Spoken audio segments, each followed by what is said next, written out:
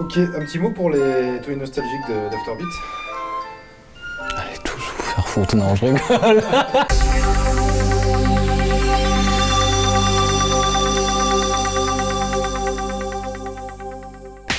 Donc je m'appelle Charles Bardin, j'ai 36 ans et je suis compositeur de musique de jeux vidéo, mais je suis aussi scénariste dans le jeu vidéo et game designer, voilà.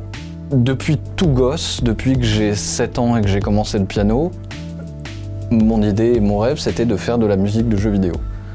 Donc j'ai la chance d'avoir concrétisé un rêve de gosse, clairement, et c'est suffisamment rare je pense pour être relevé. Quand j'ai fait après mes études de musique, c'est presque un rêve que j'avais un peu oublié. Je sais que je voulais traîner toujours dans la composition, rester dans la musique, etc.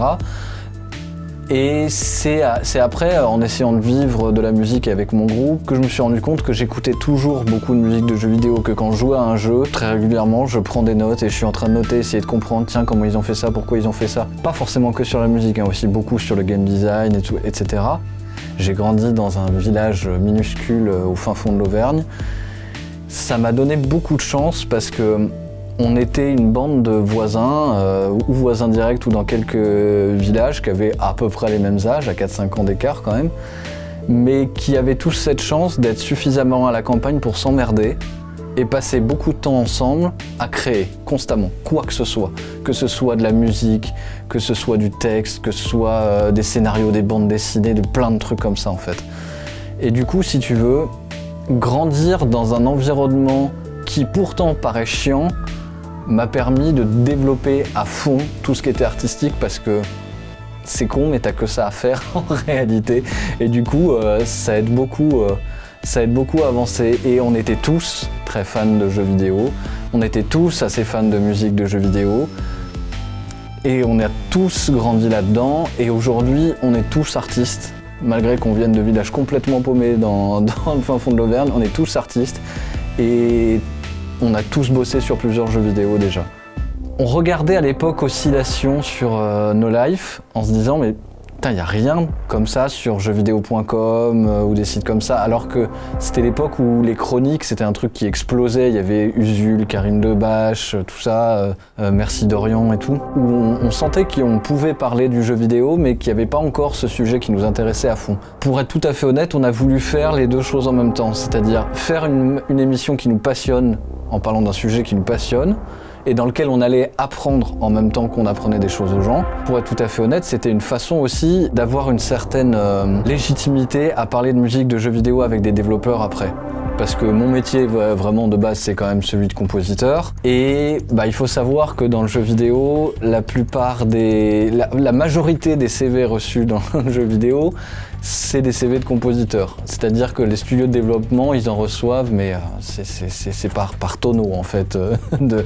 Et du coup si tu as envie de sortir du lot, tu peux le faire évidemment par ta musique, ta méthodologie, etc. Mais des bons compositeurs, il y en a plein. Et Afterbeat nous a aidé à avoir une légitimité à parler du jeu vidéo. Parce qu'il y a beaucoup de bons compositeurs, mais il n'y a pas tant que ça de gens qui connaissent très bien le jeu vidéo, techniquement, et dans ce que la musique peut y apporter réellement. Ça a été ça, les réelles motivations à faire Afterbeat à la base.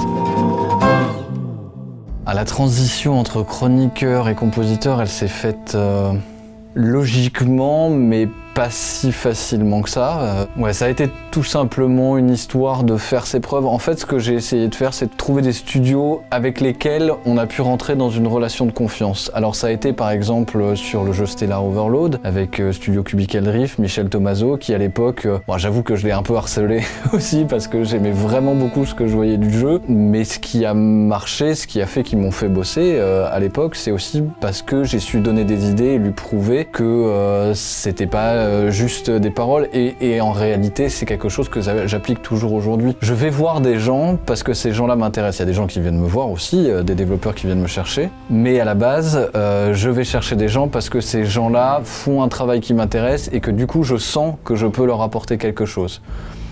Je leur amène ce discours-là et très vite, avant même qu'ils m'aient dit oui en général, je fais un test et je leur dis regarde, voilà le genre de truc qu'on peut faire. Et c'est ça qui fait que ça les convainc aussi en fait, c'est de leur montrer qu'on s'intéresse réellement à leur jeu. Afterbeat m'a appris énormément sur ça, c'est-à-dire à force d'analyser ce qu'était la musique dans un jeu vidéo et à quoi ça ressemblait quand c'était bien fait, du coup on sait plus vite et plus précisément quoi proposer à des développeurs pour qu'ils sentent qu'on est vraiment attaché au jeu et pas juste qu'on est en train de faire ça comme tu vas m'envoyer des images de ton jeu et je vais juste faire des musiques dessus.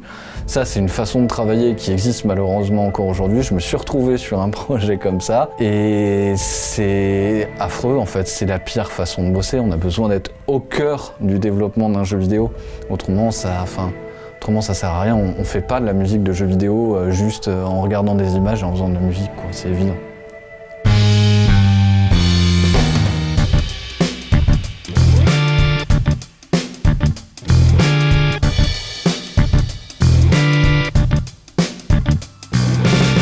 Aujourd'hui, le travail d'un compositeur de jeux vidéo, même s'il reste toujours complexe et qu'il y a énormément de choses à voir, il est légèrement plus facile que dans les années 90, etc. Ou, alors encore plus évidemment que dans les années 80, on a quand même vachement moins ce rôle de programmation.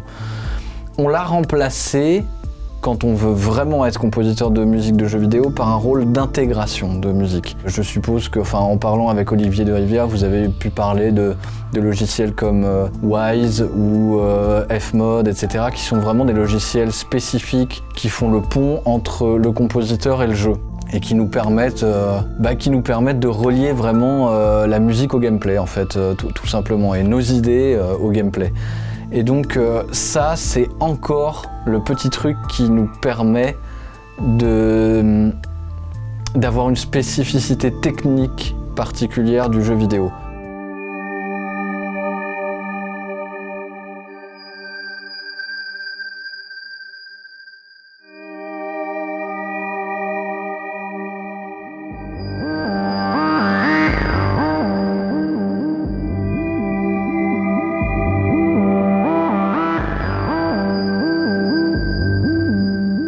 Que ce soit en instrument réel ou en instrument virtuel, aujourd'hui on a plein de trucs qui sonnent bien, facilement. Tout ça, c'est vachement pré-mâché par rapport à une époque où les mecs avaient le droit à 3 sons simultanés, il fallait se débrouiller avec ça. Je suis ultra admiratif de cette époque-là.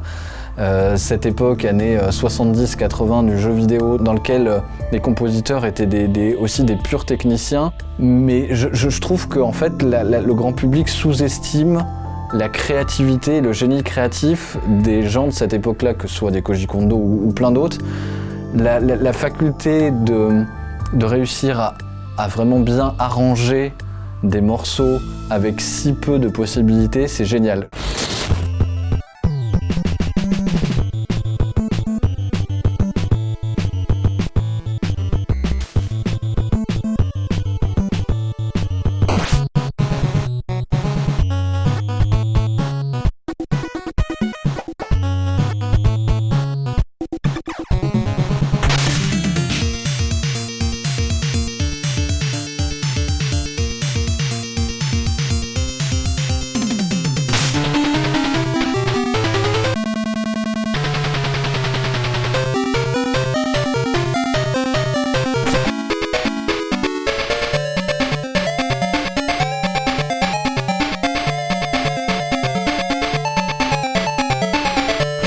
Je sais qu'on est toujours plus créatif quand on a des moyens restreints, mais ça, c'en était vraiment la démonstration. Et aujourd'hui, moi, je me retrouve finalement, je le vois sur plein de projets sur lesquels je bosse, à m'auto-restreindre pour essayer de décupler ma créativité aussi. C'est-à-dire que tu te retrouves à avoir tellement de possibilités d'instruments, comme je vous disais, virtuels ou réels, que des fois, tu passes des dizaines et des dizaines d'heures à dire « Putain, attends, fais voir. C'est quoi le son que je vais prendre pour tel truc, etc. » Et en fait, c'est vachement bien de t'amener, de te dire non, je vais limiter mon set d'instruments et je vais juste me dire, je vais me débrouiller avec ça, ça, ça, ça. J'ai plus de possibilités que ce qu'ils faisaient à l'époque en 8 et 16 bits, etc. Mais je pense toujours qu'on est plus créatif avec moins de moyens. Mes influences dans tous les métiers confondus, la première qui est peut-être la moins visible, c'est la bande dessinée indépendante. J'ai toujours lu beaucoup de bandes dessinées depuis que j'étais gosse, alors Des choses plus ou moins indé, hein. Quand j'étais gosse, j'adorais Gaston, que je lis toujours. Je me refais l'intégrale genre au moins une fois par an, parce que je trouve ça tellement drôle encore aujourd'hui et tellement créatif. Et puis ce personnage, il est tellement touchant qu'il a envie d'essayer d'inventer plein de trucs. Ça c'est toujours un truc qui a beaucoup marché sur moi. Mais après, énormément de BD plus indépendantes. Des choses comme Marc-Antoine Mathieu, un auteur comme ça me plaît énormément. Manu Larsonnet, Blutch, ça c'est des gens qui font des choses qui depuis longtemps m'influencent énormément sur... C'est pas facile de dire précisément sur quel point ça t'influence. Ce que tu sais, c'est que quand tu es en train de composer ou d'écrire un scénario ou de réfléchir à une idée de game design, il y a ce truc qui te revient en tête. J'ai une formation quand même très classique et rock en même temps. Donc mes influences principales, on va faire du name dropping un peu, on va dire Radiohead en premier, même certainement. Debussy, Shostakovich, mais peut-être plus Stravinsky que Shostakovich. Donc beaucoup de musique classique entre guillemets, pas mal de musique contemporaine aussi. Dans beaucoup de choses que je fais, il n'y a pas la musique d'un côté, le sound design de l'autre. J'aime bien essayer de tout penser en même temps. C'est aussi pour ça que quand je bosse sur des jeux, j'aime bien, c'est peut-être un peu mégalo, peu importe, mais j'aime bien m'occuper de tout. Et réussir à être là sur la musique comme sur le sound design, parce que je vais imbriquer les choses les unes dans les autres, et ça c'est quelque chose qui me plaît. Sur Overloop, c'est vraiment quelque chose que je pense. Par exemple, il y a une musique dans Overloop, il y en a plein comme ça, mais il y a une musique qui est dans d'une espèce de salle que j'appelle Panda Paradise, où il y a plein de pandas qui sont en simili-liberté, et où là clairement j'ai composé le sound design et l'ambiance sonore précisément avec la musique pour que tel et tel oiseau interagisse avec telle ou telle note, etc. Tout ce genre de truc est super important pour moi.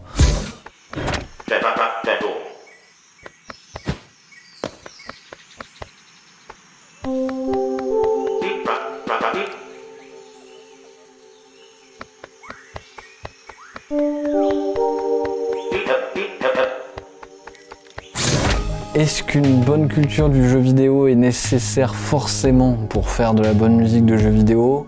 En réalité, je crois pas. Parce que moi, depuis un moment, je parle de musique dynamique, de musique interactive, évolutive, de plein de trucs comme ça. Déjà, faut être honnête, tous les jeux n'ont pas besoin de ça. Tu vas avoir des jeux comme... comment il s'appelle le jeu où, vu du dessus, où on tatane plein de gens et qui a une BO bien électro. Outline Miami. Voilà, tu vas avoir des jeux comme Outline Miami qui, eux, n'ont pas du tout besoin de faire de la musique interactive et n'ont pas du tout donc besoin d'avoir une super bonne culture du jeu vidéo pour faire ça. Tu prends un mec qui fait très bien de l'électro et en vrai, dans ce jeu-là, ça marche du feu de Dieu. C'est juste, il existe presque autant de méthodes que de compositeurs dans ce sens-là. Et je vais pas te dire qu'il y a une bonne méthode ou une mauvaise méthode. Tu vas avoir des mecs... Moi, je vais même pas te dire qu'un mec comme Olivier de Rivière, qui est pour moi le meilleur compositeur de musique de jeux vidéo, a plus raison que le mec qui fait la musique de Hotline Miami. En fait, tout dépend de ton jeu, je pense, très sincèrement, et de ce dont il a besoin, ton jeu. J'ai pas l'impression qu'Hotline Miami avait besoin de bien plus en réalité. Il y a plein de cas différents. Il y a des cas où par exemple un compositeur peut ne pas du tout avoir de culture jeux vidéo, mais faire de la bonne musique de jeux vidéo quand même, aussi parce qu'il va avoir des grosses équipes derrière lui.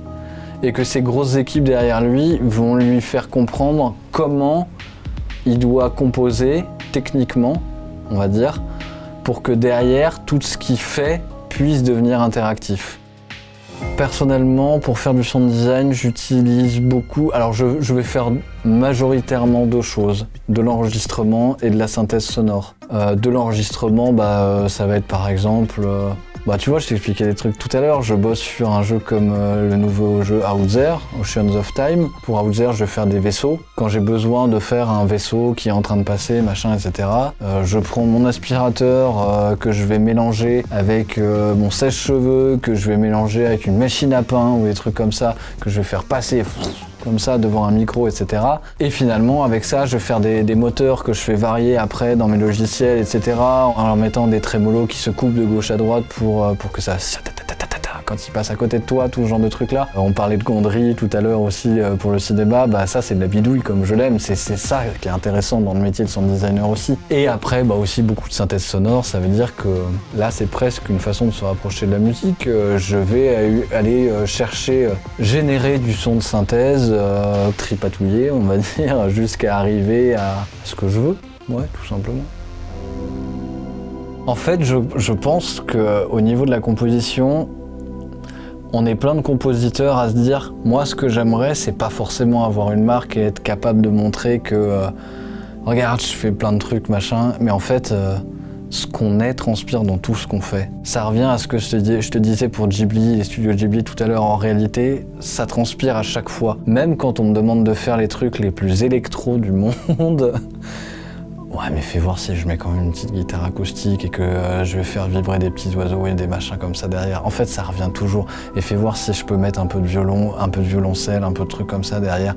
J'ai l'impression que ça ramène une chaleur ou un truc comme ça. Peut-être qu'on peut dire que du coup, ça en devient ma patte. C'est même pas fait exprès, c'est juste que j'ai besoin que ça se passe comme ça. J'arrive pas à ce que ça se passe autrement.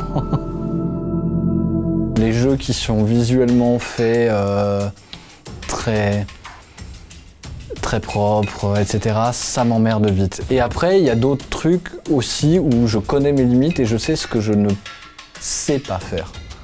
Clairement, si tu me demandes de faire de la techno, je sais pas faire de la techno. Si tu me demandes de faire du métal, je sais pas faire du métal. Donc je sais très bien ce que je sais pas faire.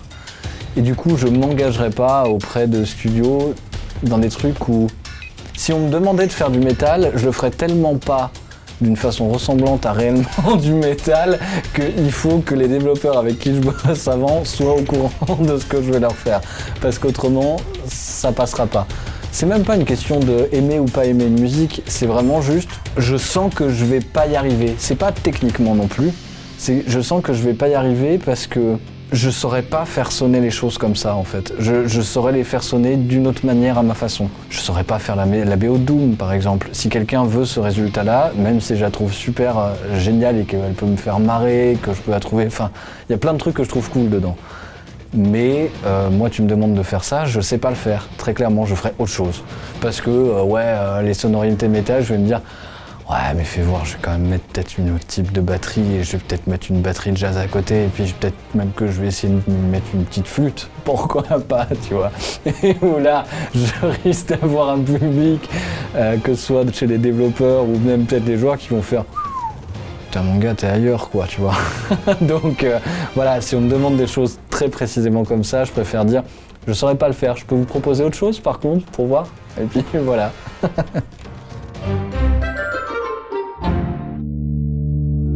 Est-ce que le Covid a eu un impact sur la profession dans le jeu vidéo? C'est pas si simple que ça. J'ai l'impression qu'il y a eu vraiment, aussi bizarre que ça puisse paraître, j'ai signé 3 contrats pendant le Covid. Personnellement, ça a été la meilleure période, certainement pour l'instant, de ma carrière.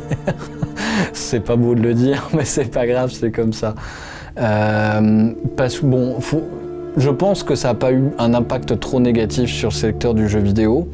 Parce que le secteur du jeu vidéo, les gens, c'est comme Netflix, etc. Les gens s'empêchent pas de jouer. Ils sont cloîtrés chez eux, donc qu'est-ce qu'ils font? Ils jouent, ils regardent des films ou des séries. Donc le jeu vidéo a plutôt, je pense, profité du Covid-19. En tout cas, et c'est même ça qui me plaît, le jeu vidéo indépendant. Parce que comme les gens n'allaient pas se choper des jeux en magasin, etc., ou forcément des jeux boîtes, ils se retrouvaient à aller sur les magasins électroniques, les e-shops de Nintendo, de Sony, de tout ça, ou sur Steam, etc., et donc à plus acheter en dématérialisé. Et donc à plus voir ce qui se passait dans le catalogue indépendant. Et je pense aussi que finalement le Covid-19 a fait que les gens se sont plus dit tiens, on va s'appeler entre potes, on se met sur un salon Discord et on se fait un Mario Kart, ou tu vois, ce genre d'attitude que la vie de tous les jours fait que t'as moins le temps de le faire forcément. Et du coup, je pense que ça a plus profité aux jeux vidéo dans le fond. Pas forcément aux gros studios par contre, à mon avis. Et je sais que par exemple au Japon ils en ont chié parce qu'ils savent pas très bien faire du télétravail. D'autres pays, ça s'est mieux passé. Ça a mis beaucoup de retard, j'ai l'impression quand même, sur beaucoup de AAA et beaucoup de gros studios. Mais dans l'indépendant, pour nous, en vrai, c'était pas si mal, quoi. On donne l'habitude aux gens que non, mais un compositeur, ça peut coûter 800 € pour te faire 1h30 de musique. Sauf que du coup, c'est pas le compositeur lui-même qui en pâtit le plus, c'est tous les autres. Qui eux, ou après on va leur dire, bah attends, moi j'ai pu faire un jeu, avant il m'a coûté 800 €, pourquoi est-ce que toi tu me coûterais 10 000 ? Mais parce que le coût de la musique, c'est ça, parce qu'on doit vivre. Je veux dire, là je sais que je suis en train de parler à des musiciens par exemple. On s'est quand même trouvé aussi suffisamment dans ce cas, moi dans ma vie de musicien de groupe, où tu t'amènes en face d'un bar, où toi tu sais que tu as envie de vivre par exemple de ton groupe, et que le gars fait non mais attends, je te paye une bière, tu peux déjà être content quoi.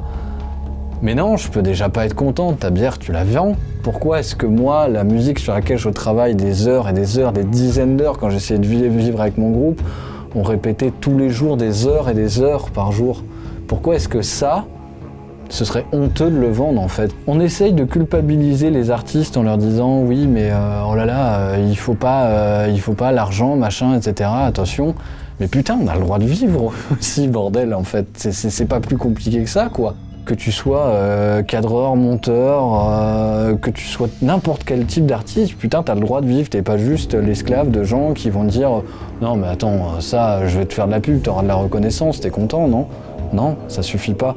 Si c'est un projet sur lequel j'y crois vraiment, eh ben peut-être que ça marchera, mais je vais tout faire pour que ce truc-là soit financé et pas constamment se dire non mais il n'y a pas de thunes et on s'en fout parce qu'un artiste il n'y a pas besoin de thunes. C'est débile.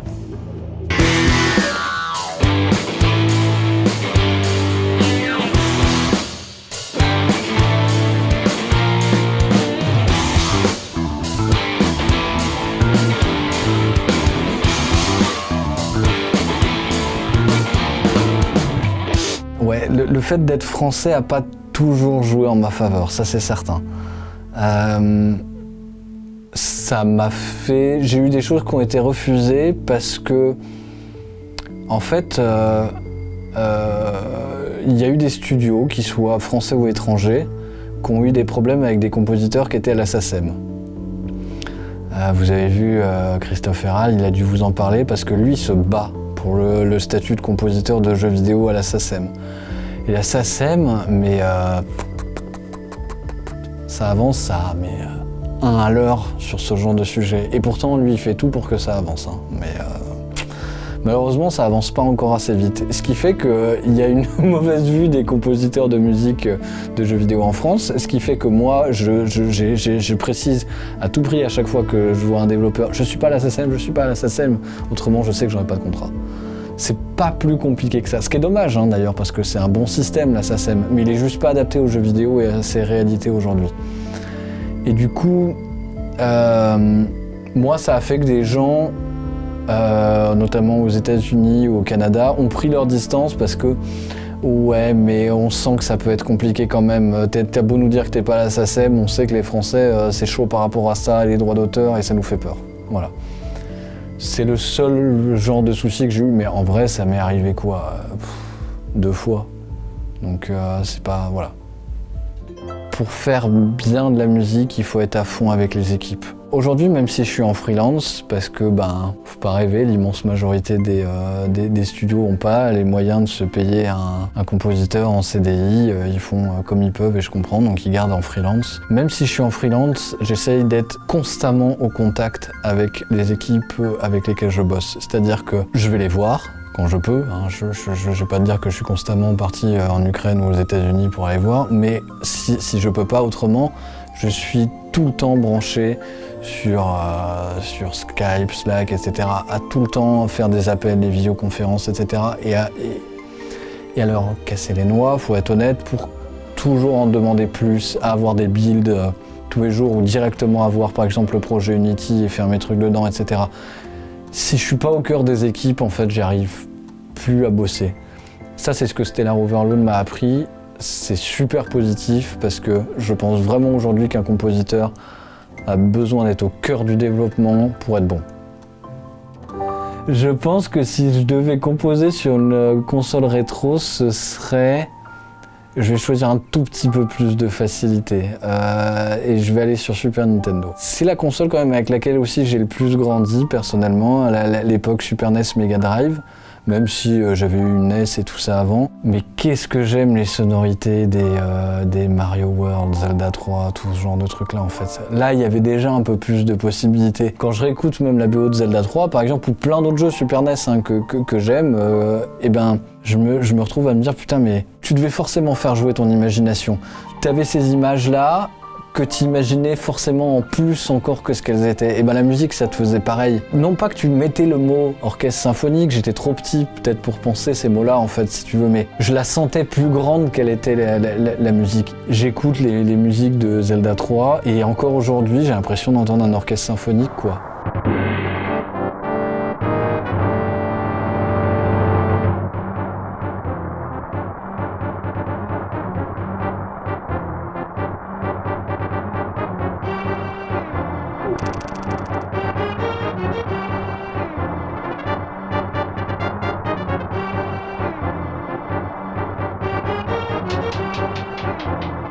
Je pense que c'est sur cette époque-là, si j'avais à composer sur une console rétro, c'est sur ça que j'irais. Ouais.